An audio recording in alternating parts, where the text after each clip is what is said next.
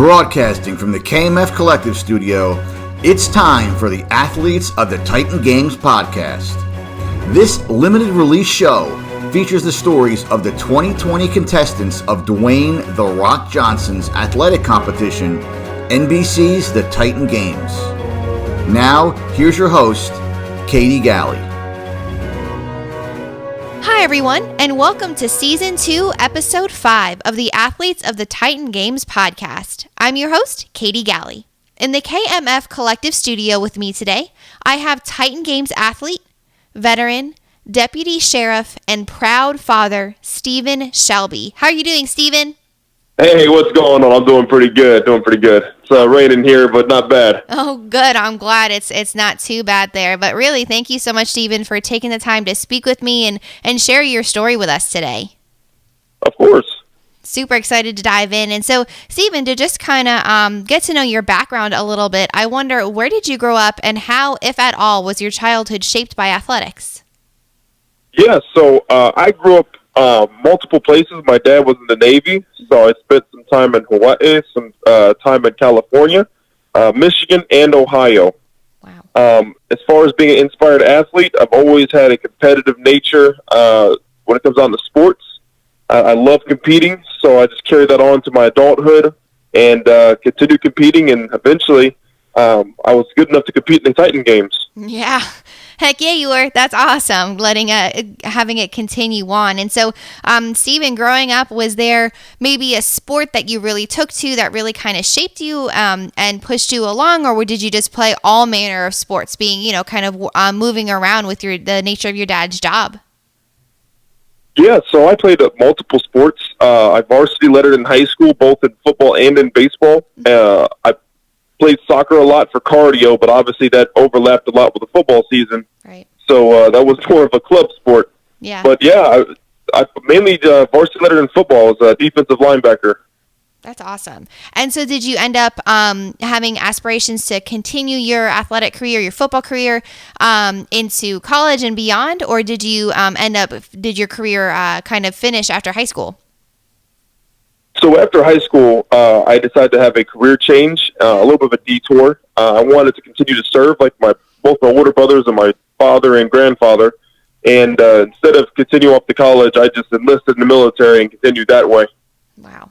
I love that. Yes, so you're making that shift again, but utilizing, like you said, everything you learned as an athlete and kind of helping you push forward. But then two, looking to your dad and your brothers as those models and kind of reflecting after that. And so, Stephen, what made you decide that you wanted to go into the military, and then how did it kind of shape you and lead you to where you are today as a deputy sheriff? So obviously, you're probably close in age to me. Very much remember 9/11, Mm-hmm. and I knew from that point on that I wanted to serve in some kind of capacity and or make a difference in a capacity towards the kids and be an icon and a role model. So once that happened, and my oldest brother was at the age of enlistment. He enlisted immediately into the Army. And I went to his graduation and both my other brothers' graduations, and it was just something that was inspiring to me. It was a brotherhood that I had in high school with sports, that the transformation just was a no-brainer to continue into the military. Yeah. And that makes a lot of sense, having an event inspire you as well as others around you, and just kind of seeing the life that you wanted to lead, seeing what you wanted to do next. And so, Stephen, then going to the military and then coming in on the back end, how did you today become a deputy sheriff and make that next career shift? So after my last deployment to Afghanistan, I knew that I no longer wanted to leave home. So I had to make a shift from serving my country to my community and having a better, more impact on where I live and where I reside. In the military, you skip around from town to town, and it's really hard to really connect to the locals. So when I came here to Ohio in high school, and that's where I enlisted out of in Ohio, I decided I wanted to come back and then continue my public service here in Columbus and try to make more of an impact on the kids, going to different schools and be able to talk to different programs, Big Brother, Big Sister, and children's services, and just try to really try to make a difference. And where did that desire to really help the next generation, so help kids, come from? It seems like that's really kind of a passion or a focus that you honed in on when making that shift from country to community. So I firsthand have been able to see high schoolers. I go to 3 different high schools on my own time. I've been able to get a few of the high schoolers, especially from this last graduating class, to make their career choice and decisions. A lot of high schoolers get into a rut where they just don't want to do anything after high school. They feel like their 12 years are done, but I was able to really talk to a couple of them that knew that college wasn't for them and got them to enlist in the military and just get into a job in the military that would be conducive to transfer to civilian world. Some of them are mechanics, and the other one is in signal and telecommunications, something that inspires them as like a trade school in the military to help them transfer to civilian life when they get out, to use those same skills and development to push forward on their own in the civilian world when they're finished. And I mean, that I love that. That makes a lot of sense. And then two, being able to reflect on your own experiences and knowledge and be able to share that with them. So going on your own time and being able to influence them in that way. And so, Stephen, for you then, coming off of, having this career, being a veteran and now a deputy sheriff, and being able to help that next generation, like you said, having this athletic prowess and everything that you've done, it ultimately led you to be a contestant on this season of the Titan Games. So how did that come about? How did you become that contestant? Yes, so the Titan Games was amazing to me. Obviously, growing up, everyone knew who The Rock was. Everyone knew who the People's Champion was. So I've always modeled a lot from what I've seen from The Rock, being able to come from a struggling childhood as myself. After we came home from the military and when my dad left, we struggled. So once I saw that he reflected a lot of his struggles into fitness, I also channeled the same energy I had into fitness. And when I saw the Titan Games season 1, it was a no-brainer. I told myself I have to apply for season 2 and just see where it goes. I mean, if I get the ability to perform in front of an icon of mine as a child, and I can do it now as an adult and perform in front of him, it's like the shoes are reversed. So for me, I looked at it as a opportunity to be able to really present myself in front of The Rock and show him what I'm made of. I thought I knew the Titan Games was calling my name from season 1. Absolutely. I love that.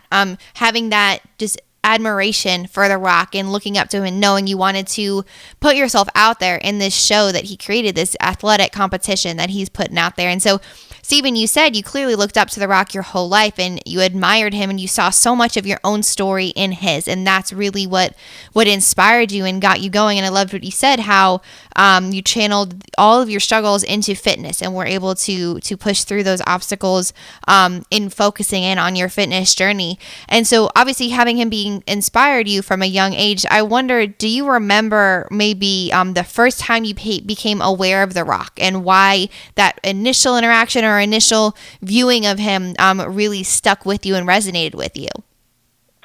Yeah, so when I was young, the Nation of Domination from WWE, it was the Attitude Era growing up. And for me, being young and kind of having attitude, trying to find my way, wrestling only made sense. They had WWF at the time, and then you had you had WCW at the time as well. So to me, it was just kind of like a natural transformation. Yeah, so when I first saw, The Rock and other wrestlers, as a kid, you kind of gravitate to your favorite likeliness of a wrestler. I have Polynesian descent and African American descent, and obviously so does The Rock. So just off ethnicity basis, as a young kid, seeing someone that looked like me on TV was a huge inspiration that I knew I had to root for him, just because as a kid he looked like me. And then growing up and then actually hearing his story and really connecting in different ways with fitness, motivation to drive, motivation to move forward. He impacts the world in a capacity that I try to do in my community. That it's that selfless service attitude that really gravitated me to want to compete, especially at the Titan Games, let alone be in front of The Rock.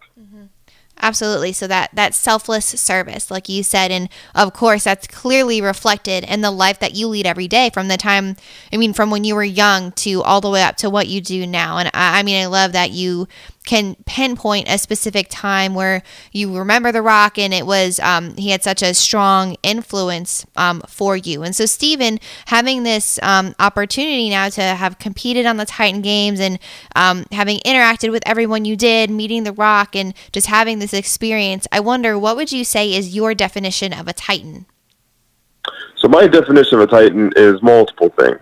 I believe that a Titan is resilient and never quits, but also has confidence but no ego. When I was there during Titan Games, every competitor that I met, we all had the same goal, and that's to win. But none of us let our winning goal get in the way of developing a friendship. We still talk to each other daily. We still message one another. We have set plans to meet with one another later this year after, obviously, this the quarantine is finished or uplifted. But a lot of us, to become a Titan, it all comes within your heart. We all came from multiple backgrounds, from bodybuilding to strongman to CrossFit, powerlifting. But at the end of the day, we were all the same. We all had an urge to compete, but we also wanted to see each other succeed. The gentlemen that I competed against during the Titan Games, we were still friends. We still hugged each other's support system, our spouses, our parents, and we still we felt for one another.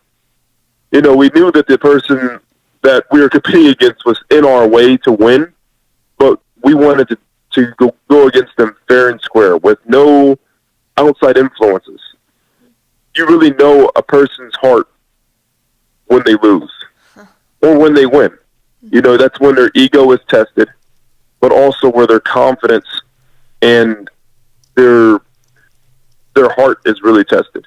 When you know someone gave their all and they can really look at you in the eyes and say, I won, but you gave it your all.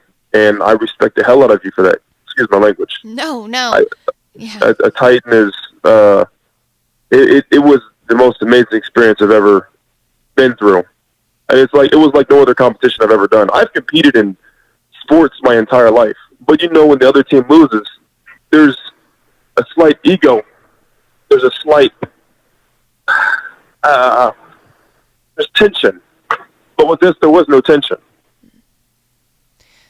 I really like hearing that. That's a really incredible perspective. I love that you obviously were standing in each other's way. You wanted to compete and give it your all and win. You wanted to come out victorious.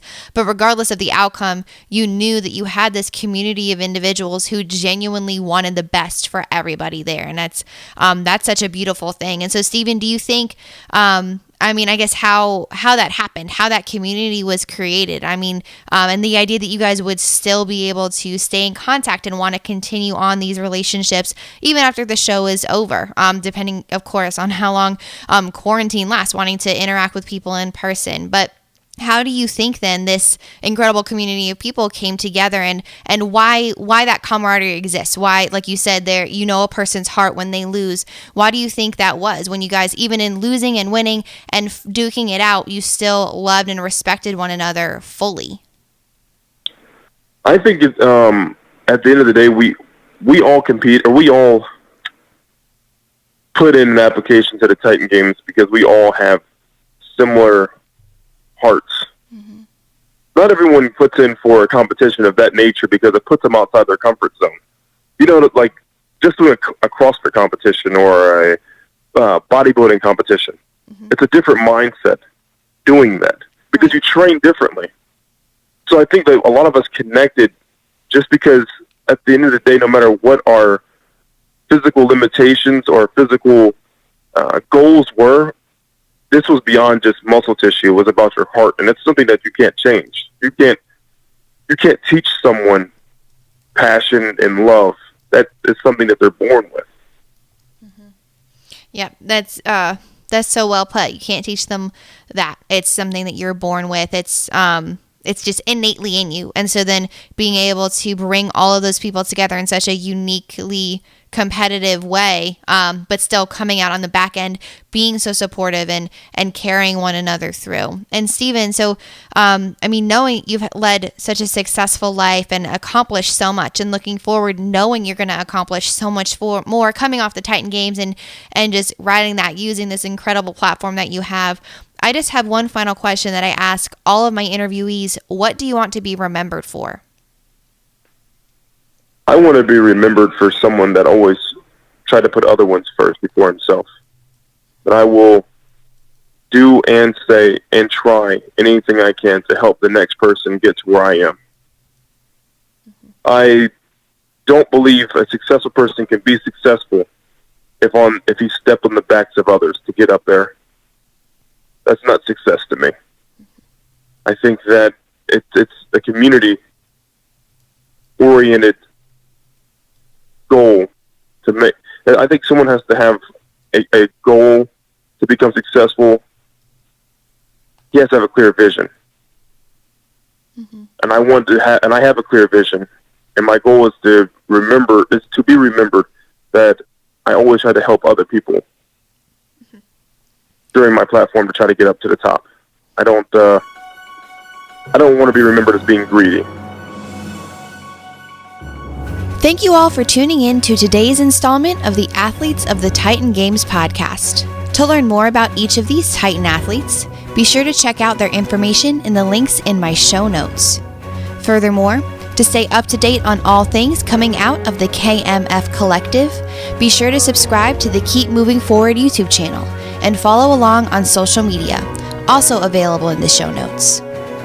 As the creator of the Titan Games, Mr. Dwayne "The Rock" Johnson says, "Titans aren't born, they're made." And I hope today's story helped you realize all that you are capable of becoming if you put in that hard work and just keep moving forward.